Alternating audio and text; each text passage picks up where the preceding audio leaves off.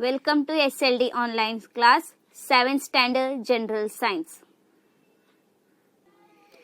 We were in the chapter 11, that is a cell structure and microorganism. In my last video I had taught about the cell structure. We learnt about the cell structure. Today we are going to learn about the microorganism. We have learned that there are countless living organisms on the earth. Of these, the organism which cannot be seen with our eyes but can only be observed under the microscope are called microorganisms.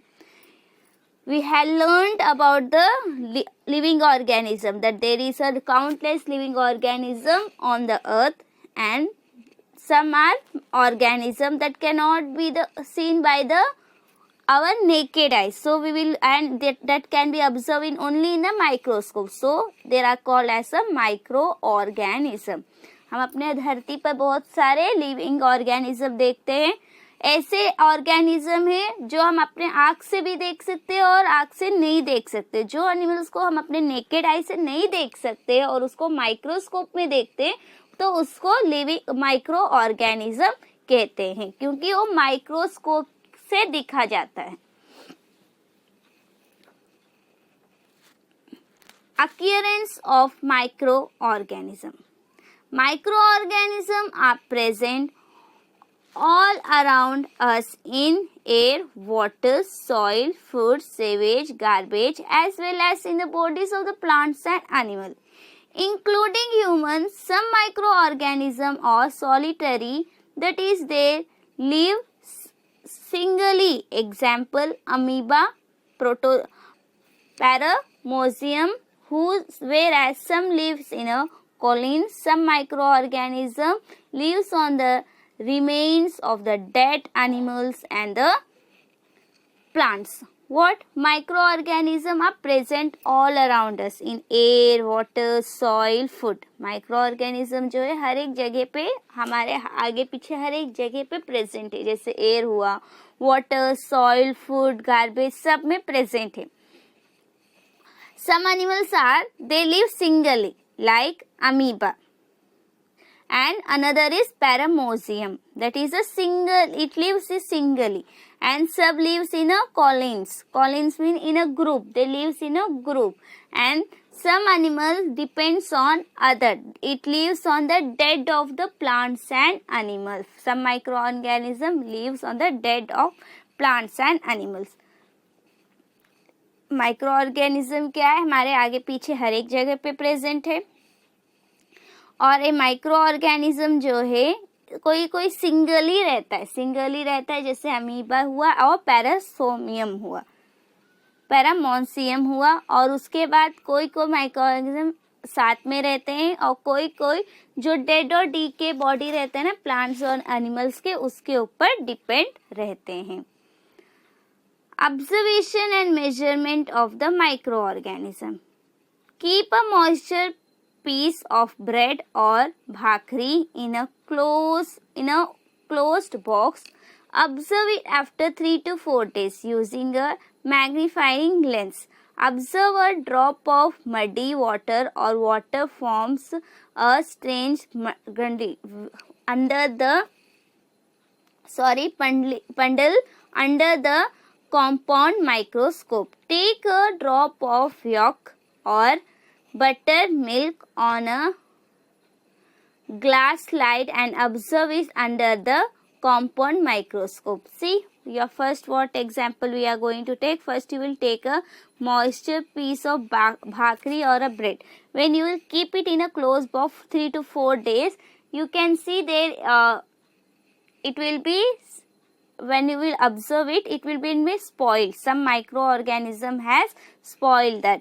And after your muddy water, you will drop the muddy water or water forming a stagnant puddle. Stagnant puddle under the, when you will see it in a microscope, you can see there it will be a amoeba present in the water, which is the unclean water. In a unclean water, microorganism will be present. In the other, if you will take a yolk means drop of yogurt, curved, or a buttermilk, and you will keep in the slide, you can see there is also microorganism is present in that.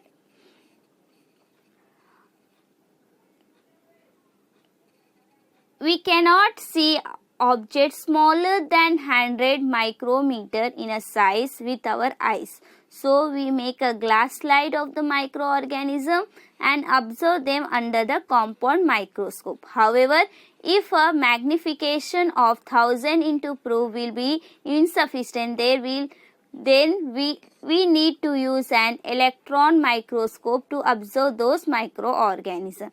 Size of the some microbes, Parasomiums about 100 micrometer, Bacterium of thyroid 1 to 3 micrometer, Polyon virus 28 nanometer. Microbes means less than 100 micrometer. Even in these minutes of organism, their organelles carry out all the life process within a single cell. See here, when our naked eyes we can not see the smaller than 100 micrometer. 100 micrometer से जो छोटा रहता है object वो हम अपने naked eyes से नहीं देख सकते, इसलिए हम ग्लास स्लाइड प्रिपेयर करते हैं माइक्रोस्कोप से देखने के लिए. Compound micro, we are using a glass slide that we keep under the compound microscope and we observe microorganism.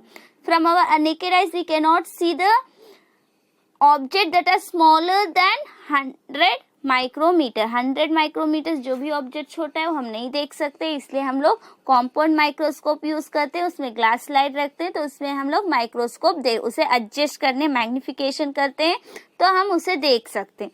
तो यहाँ पे देखो पैरामोसियम्स का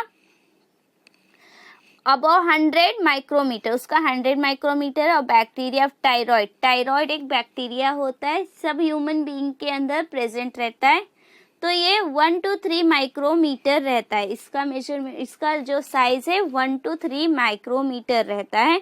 और पोलियो वायरस रहता है, पोलियो वायरस जो है 28 नैनोमीटर रहता है. तो ये सब क्या है, ये सब कॉम्पाउंड माइक्रोमीटर के नीचे माइक्रोस्कोप के अंदर रख के देखा जाता है. सो हम अपने आँख से 100 माइक्रोमीटर के जितना स्मॉलर नहीं देख सकते हैं, लेकिन हर एक प्रोसेस इसमें होता है. Now nature of micro organism, nature क्या है माइक्रो ऑर्गेनिज्म का उसके बारे में हम पढ़ेंगे. Among the sketches you have drawn to do you find any of the microorganism you see below? What inference can you draw about their size? See it down in a picture they have given many sketches of the microorganism. You can see how the different types of microbes are present. यहाँ पे आप picture में देख सकते हैं बहुत सारे microbes present है अलग अलग शेप और साइज में. Some microorganisms like the fungus that grow on the bread or stands on algae in ponds are multicellular. However, most microorganisms such as the bacteria and the virus are unicellular. They have a somewhat different cellular structure. They do not have the membranes bound organelles found in the eukaryotic cell. The plasma membrane, cytoplasm and nucleids are their only components such as cell are called prokaryotic cell. In a microorganism, what they are given in a microorganism, you can see a fungus that are growing on the bread. आप bread के ऊपर देख सकते हो fungus grow होता है और algae के ऊपर स्टैंड होता है. वो सब क्या है, मल्टी सेलुलर है, उनके अंदर बहुत सारे सेल्स है तो उनको मल्टी सेलुलर ऑर्गेनिज्म कहा जाता है. जो ब्रेड पे और पॉन्ड्स लेक पे जो स्टैंड होता है, पॉन्ड्स पे जो पानी में आप देख सकते हो ग्रीन ग्रीन पाची जो बोलते हैं, वो सब उनके अंदर बहुत सारे सेल रहते हैं तो उसके लिए उनको मल्टी सेलुलर बोला जाता है. Microorganism such as bacteria and virus are unicellular. Bacteria और वायरस जो है, आप बैक्टीरिया देख सकते हो, वायरस बहुत सारे फैलते हैं, वो सब यूनिसेलुलर सिंगल सेल्स रहते हैं. फॉर एग्जाम्पल आप देख सकते हो वायरस जो फैला है कोरोना वायरस, और यूनिसेलुलर है, उसको सिंगल सेल है, सो उसे यूनिसेलुलर ऑर्गेनिज्म कहते हैं। दे हैव, और यहाँ पे उनको बहुत सारे सेलुलर स्ट्रक्चर रहते हैं, सेल मेम्ब्रेन रहते हैं, सॉरी मेम्ब्रेन बाउंड रहता है, और तो इसको यूकैरियोटिक सेल कहते हैं। यूनिसेलुलर को यूकैरियोटिक सेल कहते हैं, और वहीं पे जिसको प्लाज्मा मेम्ब्रेन, साइटोप्लाज्मा, न्यूक्लियस रहता है आर ओनली आर फाउंड, तो उनको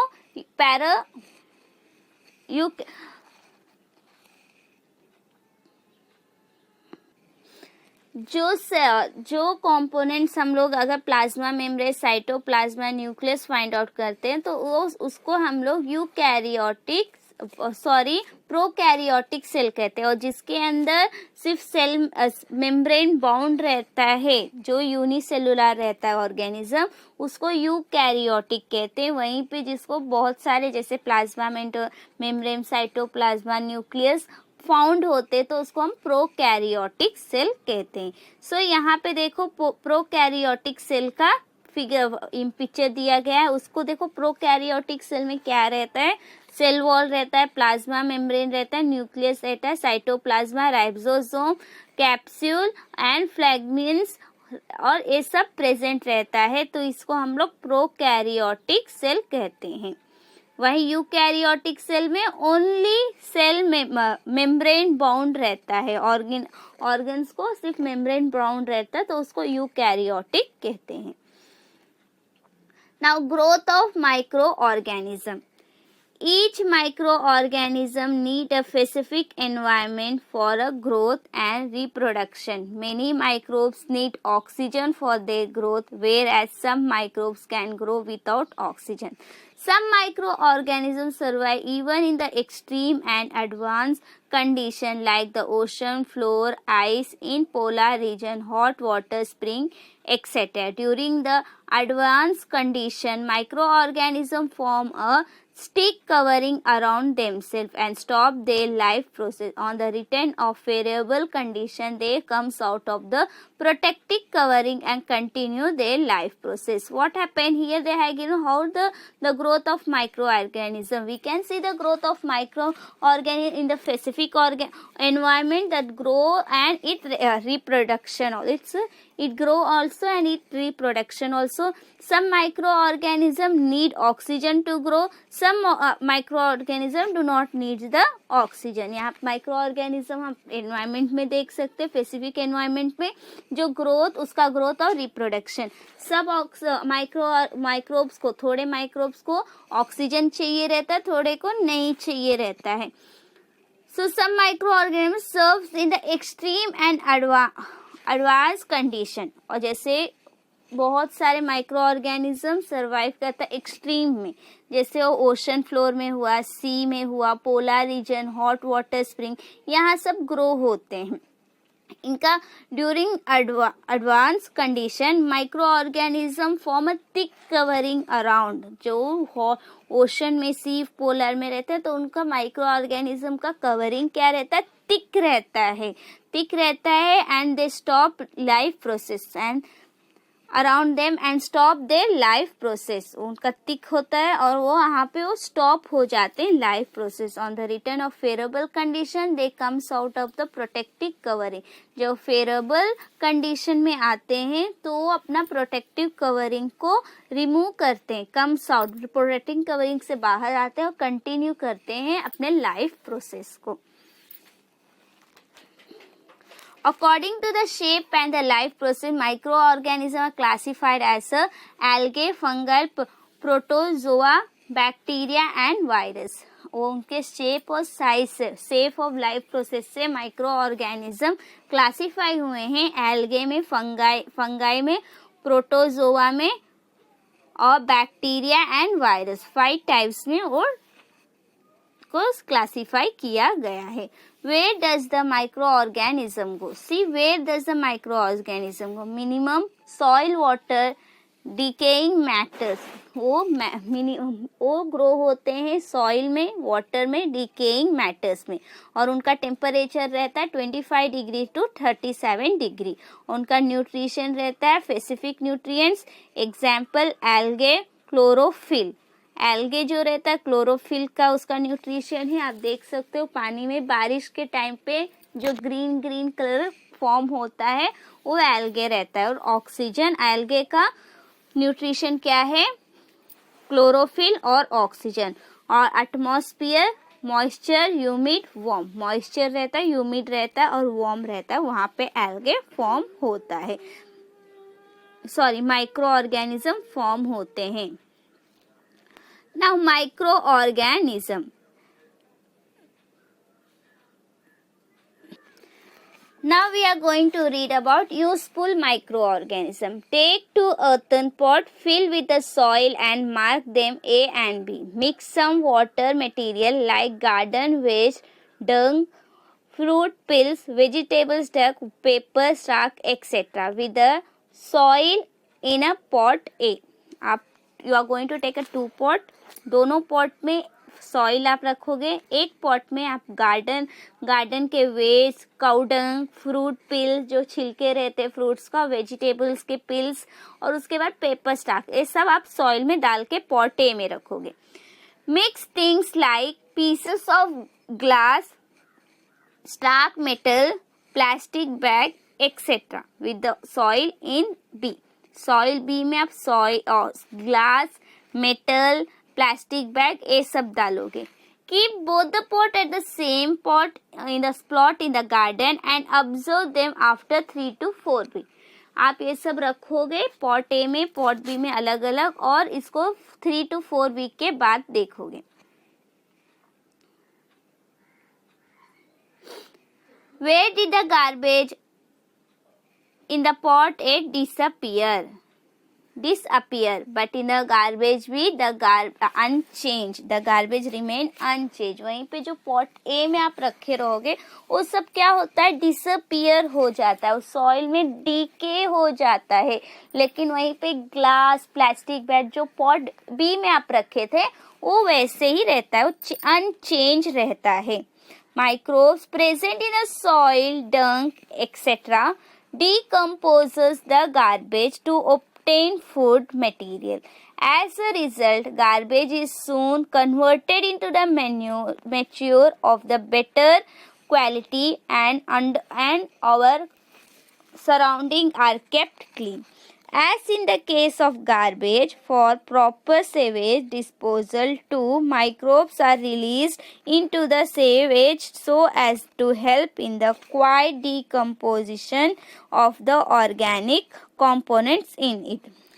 In soil A, what you will see, that material that you have spent like in a soil, like soil, cow dung, what happened? It decomposes. The microorganism decomposes to get the food material, to obtain a food material. So by this it helps the surrounding and are clean, best quality, and it convert into manure and the best quality. क्या होता है? Convert हो जाता है manure में, जैसे best quantity हो जाता है और सराउंडिंग को क्लीन रखता है। वहीं पे disposal micro release in the sewage so as the help in the quite decomposition of the organic compound. तो यहीं पे माइक्रोब जो है रिलीज होते हैं सेवेज से, जैसे डिकम्पोजिशन हो जाता है micro organism in it. Micro organism में वो माइक्रो ऑर्गेनिज्म उसमें प्रेजेंट रहते हैं। You have seen that microorganisms present in the soil are those in root, knolls or ligneous plants convert atmospheric nutrition, nitrogen into its component. These nitrogenous components help to increase soil fertility and thereby the protein contents of the pulses grow in that soil. You can see the microorganism present in a soil में आप देख सकते हो micro organism present रहते हैं, क्योंकि in the root nodules, roots के बारे में आपको पढ़ाई थी, तो रूट्स में प्रेजेंट है, तो कन्वर्ट करता है एटमॉस्फेरिक नाइट्रोजन को कंपोनेंट में। तो इससे क्या होता है? फर्टिलिटी, जो नाइट्रोजन कन्वर्ट होता है वो सॉइल की फर्टिलिटी इंक्रीज करता है, प्रोटीन को भी कंटेंट करता है। तो इससे जो भी प्लांट्स ग्रो होता है वो फर्टाइल रहता है, अच्छे से ग्रो होता है। In a few drops of yolk or a butter are mixed with the lukewarm milk and it is kept at a temperature for 8 to 10 hours. Microbes present in a drop of yolk quickly multiply and the milk get converted in the yogurt. Microbes are thus useful to protecting milk product in the butter, buttermilk, cheese, paneer, etc. So at a home you can see your mother put a curd in a milk, a drop of in a little warm milk. She will put a curd and keep it for 8 to 10 hours. When you will after 8 to 10 hours you can see the whole milk is converted into the curd. So microbes helps to protect protecting milk product into butter, buttermilk, cheese, paneer. आप घर पे देख सकते हो mummy दही थोड़ा लेती है और थोड़ा गर्म दूध पे डालती है और 8 से 10 घंटे के लिए रख देती है. उसके बाद आप देखोगे कि वो क्या हुआ, कन्वर्ट हो गया है दही में. पूरा दूध क्या होता है, दही में कन्वर्ट हो. तो यहाँ पे माइक्रोब्स क्या है, हेल्प करता है. यहाँ पे माइक्रोब्स जो प्रेजेंट रहते हैं थोड़े से दही में पूरा मल्टीप्लाई हो जाते हैं. मल्टीप्लाई होके वो पूरे दूध को दही में कन्वर्ट कर देता है. तो यहाँ पे माइक्रोब्स क्या हेल्प करता है, वो हेल्प करता है मिल्क को बटर में कन्वर्ट होने, बटर मिल्क में और चीज पनीर में कन्वर्ट होने के लिए हेल्प करता है. Now fermentation. The chemical process of conversion of the one type of carbon components into another type of carbon component by the action of microorganism is called fermentation. Heat is generated in this process and carbon dioxide and some other oxygen are released. These gases causes an increase in volume. Example, bread, doughs and idli batter are seen in rice. The process of fermentation is used for making yogurt from milk, protecting alcohol from grain and fruit, bread and flour, as well as in the production of acetic acid, citric acid, lactic acid, vitamins, antibiotic, etc. What is a fermentation? Fermentation is a chemical process, that is conversion of one type of carbon component into the another. Fermentation क्या है, chemical process है, convert करता है एक type of carbon component को दूसरे type में. जैसे इसको तो एक्शन, तो ये एक्शन माइक्रो ऑर्गेनिज्म से लिया जाता है, होता है, तो इसको फर्मेंटेशन कहते हैं. अभी जैसे हीट है, हीट क्या होता है, जनरेट होता है, प्रोसेस होता है और उसमें कार्बन डाइऑक्साइड एंड दूसरा गैसेस रिलीज होता है. तो यहाँ पे आप देख सकते हैं the gases causes and increase in volume. Gases जो काज होता है increase in volume. For example, you can see the butter of idli. When the butter of idli is kept at your home in a night, you can when you will get up in the morning, if you will open and see, the butter has been raised. उसका volume rise हो जाता है. Butter आप अगर piece के रख दिए इडली का और दूसरे दिन सुबह देखोगे तो क्या होता है, वो बटर राइज हो जाता है.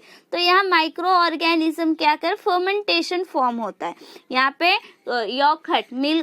यॉगर्ट भी मेकिंग फर्मेंटेशन यूज होता है. यॉगर्ट मिल्क से बनाने के लिए, अल्कोहल बनाने के लिए, हर एक चीज अल्कोहल, फूड ग्रेन और फ्रूट से अल्कोहल बनता है. तो यहाँ पे भी फर्मेंटेशन काज हो रहा है. फ्लोर से ब्रेड बन रहा है, तो यहाँ पे भी फर्मेंटेशन फॉर्म होता है. Acetic acid, citric acid, lactic acid, vitamin, antibiotic, ये सब में बनाने में फर्मेंटेशन यूज होता है. Sometimes when you are ill, the doctor procures capsule or injections of the medicine like penicillin. These types of medicine destroy the paratozoans and retard their growth. They are called antibiotic. Antibiotic are produced with the help of specific microbes. जब आप इल होते, जब आप बीमार हो जाते हो तो डॉक्टर आपको मेडिसिन या फिर इंजेक्शन देते हैं. तो पेनिसिलिन रहता है जो ये डिस्ट्रॉय करता है पैराटोजोन जो आपके बॉडी में प्रेजेंट होता है और रिटेयर करता है उनका ग्रोथ को.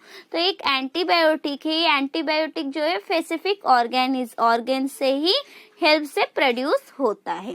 Types of diseases like tuberculosis, thyroid, chloria, etc., which are previously considered incurable have now come under the control because of antibiotic. जो भी है टायराइड हो, ट्यूबरक्लोसिस हुआ, टीवी बोलते हैं ट्यूबरक्लोसिस, और क्लोरीन हुआ,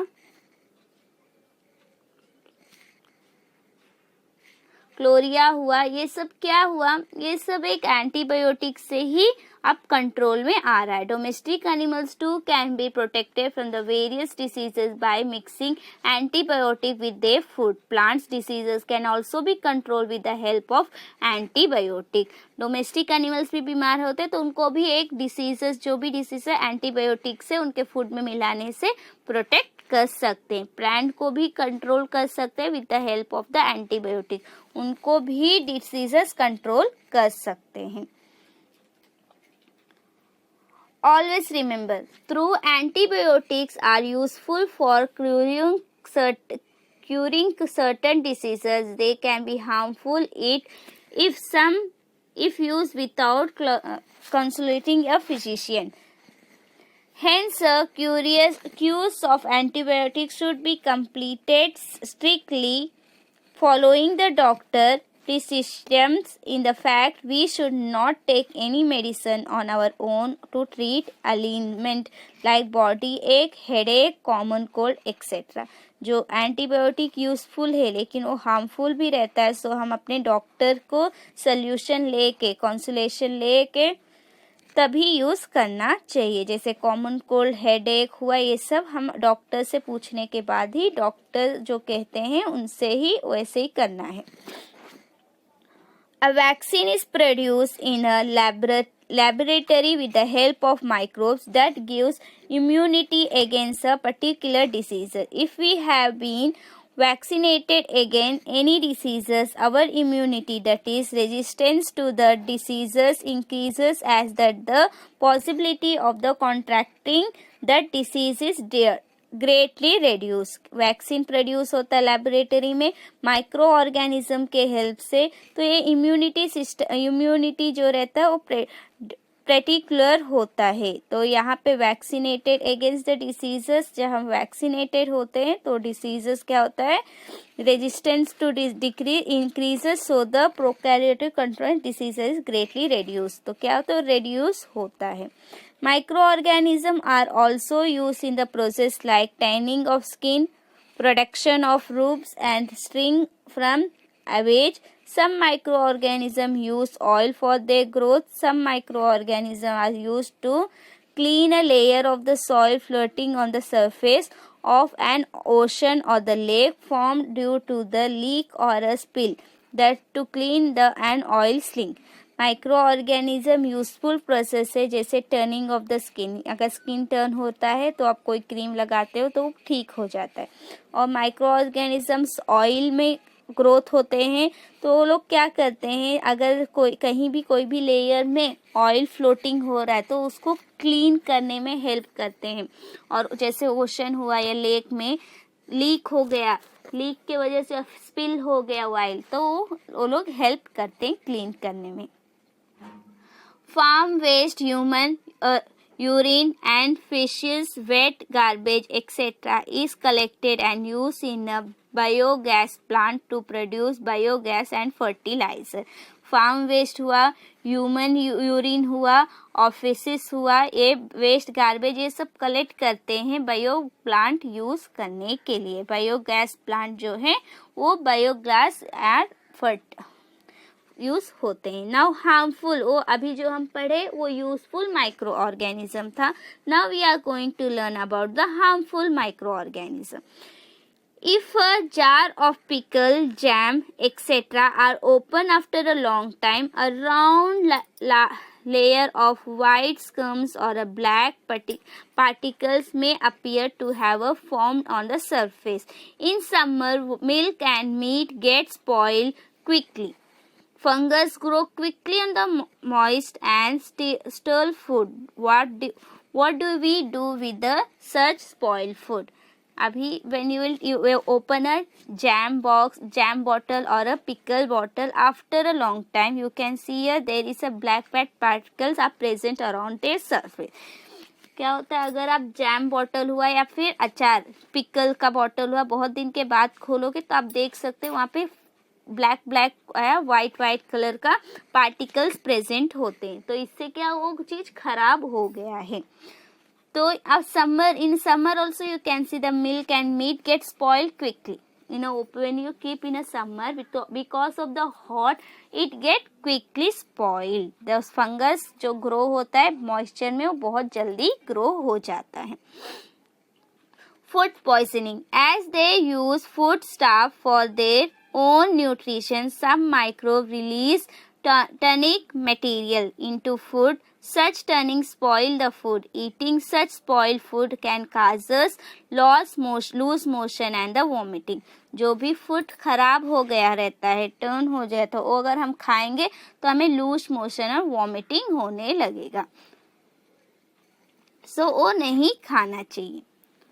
always remember, eat fresh and properly covered food, drink boiled water, hold a hand kerchief over your mouth and nose when you are coughing or sneezing. Do not allow garbage and water to accumulate around your house. अगर आपको remember रखना है, साफ सुथरा खाना खाना है और बॉइल्ड वाटर गर्म पानी पीना है. और हैंड कर्चीफ जब आप सीखते हो या फिर काशी आता है, आपको हैंड कर्चीफ अपने पास लेके रखना है और घर के आजू बाजू गार्बेज और वाटर अक्यूमुलेट नहीं करना है. Now pathogenic diseases producing microorganism. Pathogens जो है डिजीजेस क्या है उसके बारे में हम पढ़ेंगे. पैथोजोन में be present in the water bodies contaminated with sewage and dried from the surrounding in the food left uncovered in the unhygienic condition with the housefly sitting on it, etc. If such contaminated food or water is consumed, we may fall ill with diseases of alimentary canals like amoebias, thyroid, cholera, hepatitis, gastro, etc. Paratozoans are released in the air when the person having an infection of the respiratory tract, sneezing or a cough. A healthy person may get infected with such pathogens on breathing in some air and contract diseases like common cold, cough, diphtheria, pneumonia, tuberculosis, etc. पैथोजोन्स जो है एक diseases है जो water में microbe से जो water में present रहता है और एक डर्टी में सराउंड, जहाँ पे डर्टी है, सेवेज रहता है, डर्टीनेस रहता है, क्लीन नहीं रहता, वहाँ पे प्रेजेंट रहता है. सो हम लोग अपने घर में जो फूड जो अनहाइजीन्स में रहता है, फूड अनकवर्ड रहता है, वो नहीं खाना चाहिए क्योंकि उसमें हाउस फ्लाई बैठते हैं तो उसकी वजह से वो खाना डिस्ट्रॉय हो जाता है, खराब हो जाता है. तो open food we should not eat and we fall ill. Diseases जो एलिमेंटरी कैलान्स में जैसे वो फॉल, हम लोग डिसीजेस का होता है एलिमेंटरी कैलान्स में, हमें तो अमीबियोसिस हो जाता है, टाइफाइड हो जाता है, क्लोरिया हो जाता है, हेपेटाइटिस हो जाता है, गैस हो जाता है. तो इसके वजह से हम ओपन फूड खाएंगे, ये सब हमें होता है क्योंकि वाटर में प्रेजेंट रहता है तो हम बीमार हो जाते हैं. तो ये रिलीज का पैथोजोन्स क्या होता है, ये रिलीज होते एयर में, एक पर्सन को इन्फेक्ट कर देता है, इनके रेस्पिरेटरी ट्रैक्स जिसमें ये होता है, जैसे स्नीजिंग हुआ, कॉफ हुआ, ये सबसे वो जाते हैं अंदर. तो बॉडी हेल्दी पर्सन को भी ये इन्फेक्ट कर सकता है. Breathing in some air concentrate diseases like common cold, cough, हमें कॉमन कोल्ड हो जाता है, कॉफ हो जाता है, निमोनिया हो जाता है, ट्यूबरकुलोसिस हो सकता है. Microorganisms reproduce in place like heaps of the garbage, drains, stagnant water, etc. Microbes that causes diseases like malaria, dengue, elephantiasis, yellow fever, chikungunya, Zika fever, etc. Grain enters into the human body through the bite of a female mosquitoes. Mosquitoes से भी हमें diseases कास होता है. जो garbage में mosquitoes present रहते हैं, water strange में प्रेजेंट रहते, ड्रेन में प्रेजेंट रहते हैं, ये बाइट करने से, ये फीमेल मस्कीटोज रहता है जो बाइट करने से ये काटता है. जैसे मलेरिया हो गया, डेंगू हो गया, yellow fever, chikungunya, Zika fever, ये सब एक फीमेल मस्कीटो से वो बाइट करती है तभी ये फॉर्म होता है, ये डिसीजेस हो जाता है.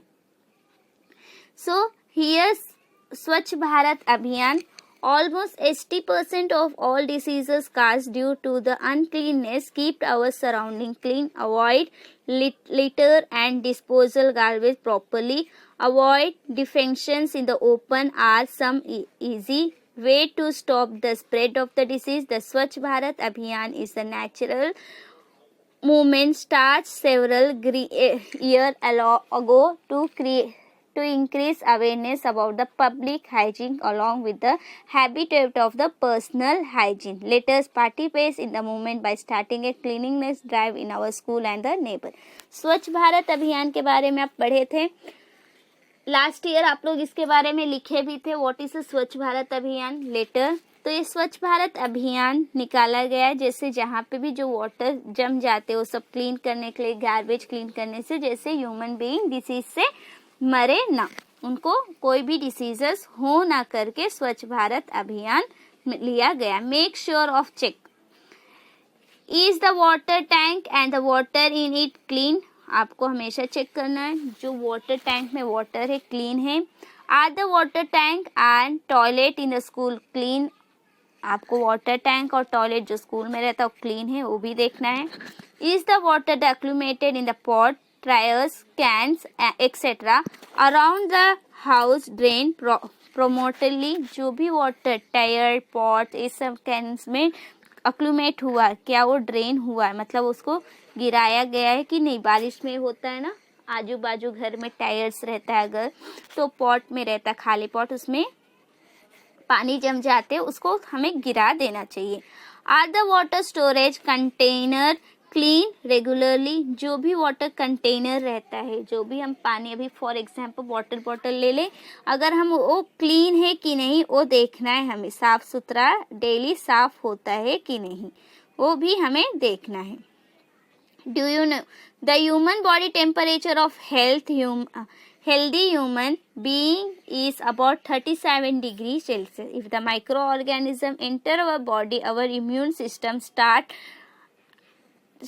acting and body temperature rises. This destroys the microorganism. The site of an injured also feel warm for some reason. जो ह्यूमन बॉडी का हेल्दी पर्सन का टेम्परेचर है 37 डिग्री सेल्सियस है, और अगर माइक्रो ऑर्गेनिज्म एंटर हो गया तो उनका बॉडी क्या होता है, उनका टेम्परेचर राइज हो जाता है और वो उनको फीवर आ जाता है, वो अनकंफर्टेबल महसूस करने लगते हैं. So all the material mention above etcetera, gunny bag, cotton, cloth, paper, rubber etcetera are the plant production. Leather is an animal production. In a humid temperature, fungi and some other microorganisms grow on these articles and spoil or damage them.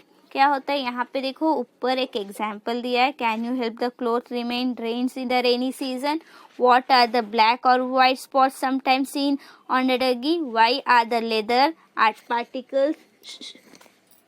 articles like purse, wallet, belt, footwear before storage water storing away? What is the pottery material found on old currency notes or old rubber और इन a paper? तो यहाँ पे क्या होता है, gunny bag हुआ, cotton, ये सब क्या है, एक एनिमल्स प्लांट्स का प्रोडक्शन हुआ. लेदर, ये सब प्लांट्स का प्रोडक्शन हुआ. वहीं पे लेदर जो है और एनिमल्स का प्रोटेक्शन हुआ। ये ह्यूमिड टेम्परेचर एटमॉस्फेयर में फंगाई ग्रो होता है, सब माइक्रो ऑर्गेनिज्म इस पे ग्रो हो जाते हैं, तो ये आर्टिकल्स पूरा स्पॉइल हो जाता है और इसको डैमेज कर देते हो microorganism. So here I complete my cell structure and microorganism. In my next video I am going to explain you chapter 12.